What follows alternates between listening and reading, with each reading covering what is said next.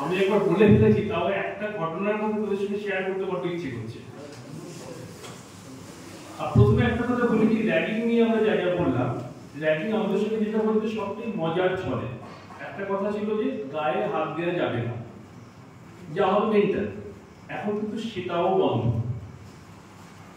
কোনো অবস্থায় কোনো ছেলে যারা হোস্টেলে এসে, মেয়ের হোস্টেলে এসে, যদি মনে করে তোমার প্রতি যদি আঘাত পাচ্ছে, তুমি র্যাগিং শিকার হবে। এবং র্যাগিং এর শাস্তি কিন্তু বড় ভয়ানক। তাহলে তোমরা প্রত্যেকে এটা মাথায় রাখবে। নতুন যারা এরপরে ভর্তি হবে তাদেরকে নিজের ভাইয়ের মতো আপন করে ডেকে নেবে। র্যাগিং করার কথা মাথাতেও না আসে, এমন কিছুই করবে না যাতে করে সে নিজেকে বিপন্ন মনে করে।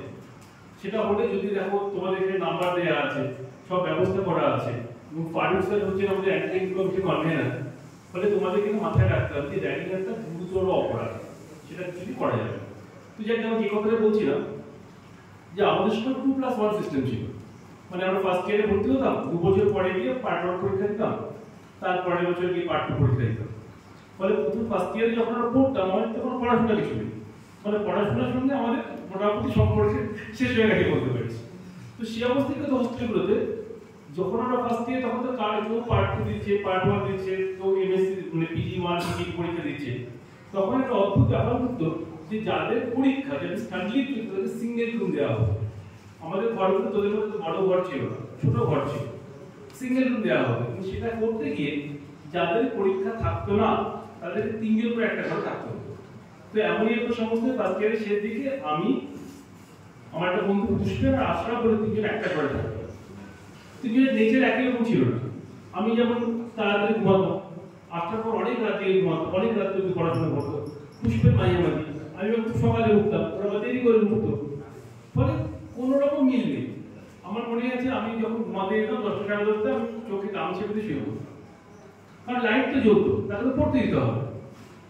তো এই সময় কি হলো, এই 98 এর মাঝামাঝি সময় আশরাফ তখন বটানি পড়তো, ও হচ্ছে ছেড়ে দিয়ে চলে গেল চট্টগ্রাম মেডিকেল কলেজে মেডিকেল পড়তে।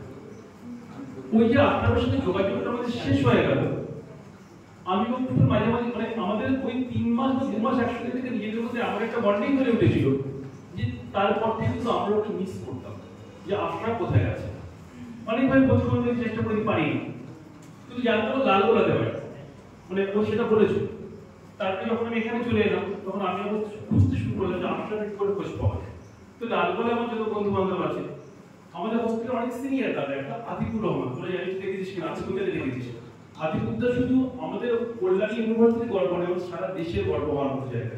আতিকুরদা লালগোলা ছে বিএসসি ফার্স্ট ক্লাস সেকেন্ড হয়েছিল, এমএসসি ফার্স্ট ক্লাস ফার্স্ট হয়েছিল, বসে ইনস্টিটিউট থেকে পিএইচডি করে বিদেশে অনেক দিন ছিল, এখন আইডিয়াল কমে গেছে। তোদের মনে থাকতে পারে যে আতিকুরদা আমাদের কলেজে এসে লেকচার দিয়ে গেছে। তো আতিকুরদা আমাদের আপনাদের নাম জোগাড় করে দেয়, এবং তারপরে এই বছরে এই 1 তারিখে তার সঙ্গে দেখা করে এসেছি। আমরা দুজন এত বড় সমাজের জীবিকাটা, তুই ভাব 98 এর জুলাই মাস নাগাদ ছেড়ে চলে গেছিল, তার সঙ্গে আবার দেখা করছি 25 সালে 1 জুলাইতে।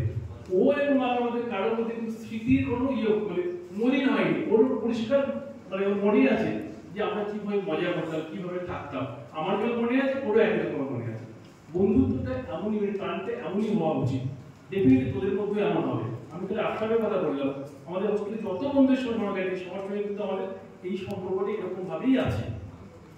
হোস্টেল লাইফের সব থেকে বড় জায়গা বলতে বন্ধুত্ব। আমি অনেক কিছু নিয়ে গর্বিত, কিন্তু সব থেকে বেশি গর্বিত এবার বন্ধুদের নিয়ে। তোদেরও যদি এই অবস্থায় ফিরে আসে।